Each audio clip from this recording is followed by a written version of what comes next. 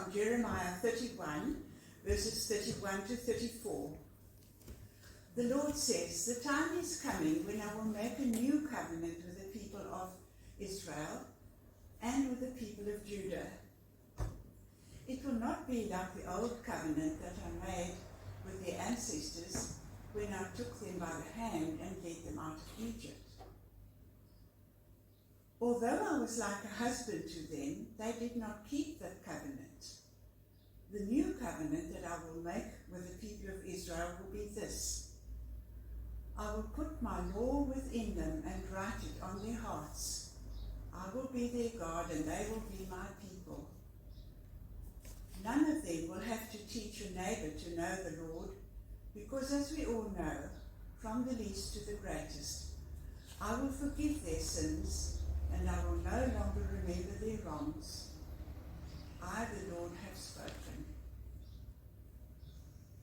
Our second reading is from Titus 1, verses 5 to 9. "I left you in Crete so that you could put in order the things that still needed doing and appoint church elders in every town. Remember my instructions. An elder must be without fault. He must have only one wife, and his children must be believers and not have the reputation of being wild or disobedient. For since the church leader is in charge of God's work, he should be without fault. He must not be arrogant or quick-tempered or a drunkard or violent or greedy for money. He must be hospitable and love what is good. He must be self-controlled, upright, holy, and disciplined. He must hold firmly to the message which can be trusted and which agrees with the doctrine. In this way, he will be able to encourage others with the true teaching and also to show the error of those who are opposed to it." Hear what the Spirit is saying to the church. Well, good morning, everyone. Good morning. I think I have been here before. Here I am again. What I'm speaking on this morning is what I've called the origins and structures of Presbyterian, Reformed, and Congregational churches. They're all pretty much the same, but I just wanted to bring up one point from the hymn. And the hymn that we just sang is, I believe, by John Newton. It's either Isaac or John Newton. One of the Newtons was a great scientist, and John Newton was a slave trader. Correct. And the hymn is his expression of gratitude and also his admitting that his life has not been as good as it should have been, having been a slave trader. Amazing grace, that God should save me after having been such a nasty piece of work and bringing the black slaves from Africa to Europe. So there we are. That's not part of what I'm talking about today, but I thought I'd just make the point. It's important to be aware of our heritage as church members. How were our denominations formed? And how have they changed? And this inevitably leads us into some history. The Christian church that followed the teaching of Jesus and Paul split into two imperial churches. Firstly, the Roman Catholic Church, the Church of the Western Roman Empire. It spread all over Western Europe, was centred in Rome, and was led by the Pope.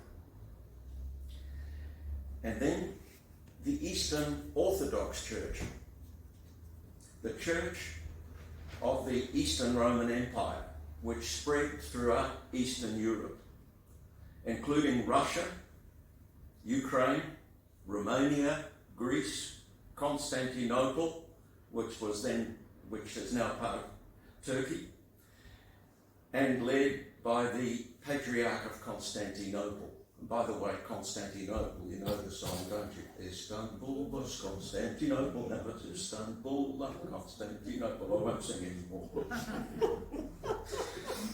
There were also what are known as the Monophysite churches, and Monophysite means one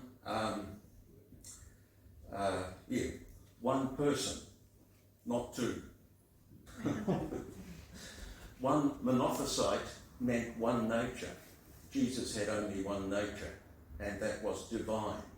But the Orthodox Church doctrine was that Jesus had two natures, one divine and one human. The Monophysites denied the humanity, although he, to all intents and purposes, he looked like a human being. These churches were, for your interest, the Armenian Church in Armenia, the Coptic Church in Egypt, and the Ethiopian Orthodox Church in Ethiopia. These churches still exist. However, now we move on rapidly to the Middle Ages. And my heading for the Middle Ages says massive corruption in the Catholic Church. To understand how our denominations were formed, we need to know about this. If the church hadn't been so corrupt, our churches probably would never have come into being. This corruption had spread over the whole of Western and Central Europe, and let me give you some examples. Members of the clergy appointing members of your family to high office in the church without any training for the priesthood or anything like that. Simony, this is even worse, and that was selling and buying high office in the church. If you paid enough money, you could become a bishop, perhaps even a cardinal, or just a priest. Loose sexual relations, even in the Vatican, even involving popes and their children. And finally, the one that really got to Luther, selling indulgences to raise money for the building of St. Peter's Church in Rome, which was the Pope's base. By such an indulgence, and however drunk you got in the future, whatever crimes you committed to heaven, because you bought an indulgence, regardless of what sins and crimes you may have committed, you'll go straight to heaven. So just buy an indulgence, and then there would be more money for building the beautiful St. Peter's Church. Well, as you can understand, protests arose, and it's from those protests that we eventually got the word Protestant, for Protestant Church.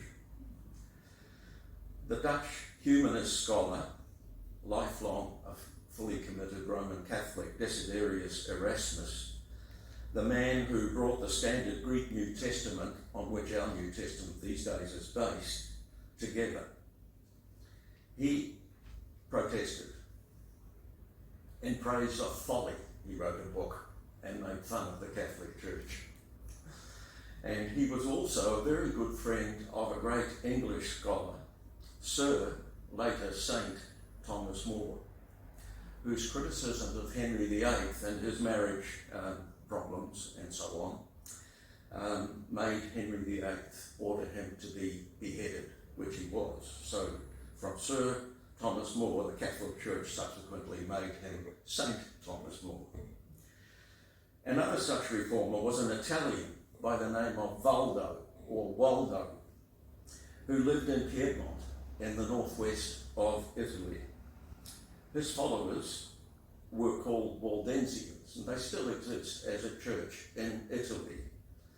And when Barbara and I were staying in Cambridge some years ago, there was an young Italian man from the Waldensian Church who was doing his PhD at the University of Cambridge.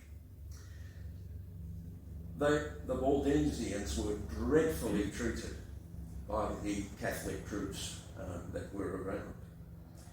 And there's a poem which some of you may have learnt at school, that's where I learnt it, by the Congregational poet John Milton, happened to be an associate of Oliver Cromwell, Some of you may have learnt this poem in your English classes, as I've said, but I'll read it to you. Avenge, O Lord, thy slaughtered saints, whose bones lie scattered in the Alpine mountains cold. Even them who kept thy truth so pure of old, when all our fathers worshipped stocks and stones. Forget not. In thy book record their groans, who were thy sheep and in their ancient fold, slain by the bloody Piedmontese that rolled, mother with infant down the rocks. Their moans the vales redouble to the hills, and they to heaven. Their martyred blood and ashes sow, o'er all the Italian fields where still doth sway the triple tyrant, that's the Pope, he had triple crowns. That from these may grow 100-fold, who, having learnt thy way, early may flee the Babylonian woe. So that gives you some idea as to what happened to many of the emerging Protestants. Now, to the first very significant reformer, Martin Luther. There he is. No, there he is. He was an Augustinian monk and a great scholar, and he got more and more doubts about the situation in the Catholic Church. He was himself a Catholic. He was the man who translated the Bible from Latin into German so that ordinary German-speaking people would be able to read the Bible. A bit similar to Erasmus in that sense, in that they both worked on the Bible and did translations. Luther announced his break with the Catholic Church on October the 31st, 1517, when he nailed his theses to the door of the Church of Wittenberg. And ever since then, October the 31st has been known as Reformation Day, and certainly in many Reformed churches they celebrate it. But once Luther had done that, he immediately had to go into hiding, or he would have been executed. Anyway, I think we'll now sing Luther's great hymn, a modernised version of it. Ein fester Burg ist unser Gott, a mighty fortress is our God. And this is commonly known as the battle hymn of the Reformation.